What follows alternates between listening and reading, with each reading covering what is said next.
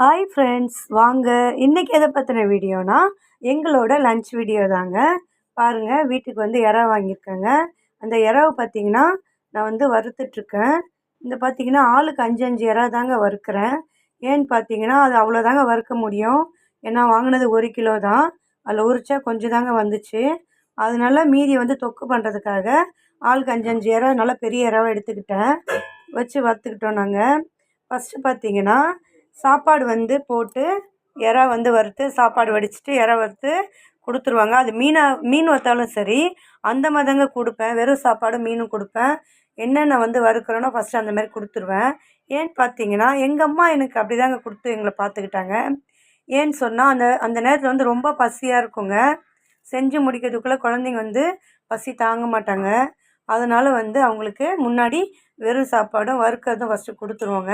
சாப்பிட்டு முடித்தோன்னே அதுக்கப்புறமா ரசமோ ஏதோ ஒன்று வச்சு அவங்களுக்கு வந்து சாப்பாடு வந்து ஊட்டிடுவோங்க.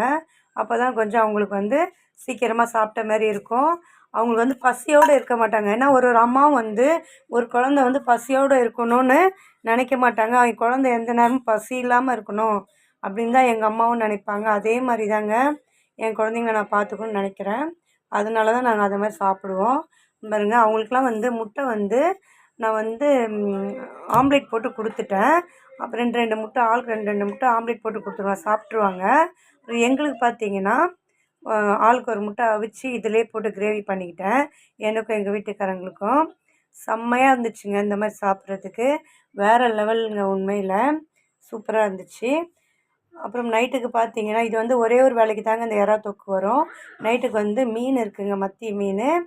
அதை வந்து வறுத்துட்டு ரசம் இருக்குது, வச்சு அதை வச்சு சாப்பிட்டுக்கலாம். ஓகே ஃப்ரெண்ட்ஸ், பிடிச்சிருந்தா லைக் பண்ணுங்கள், ஷேர் பண்ணுங்கள், கமெண்ட் பண்ணுங்கள், முக்கியமாக சப்ஸ்கிரைப் பண்ணுங்கள்.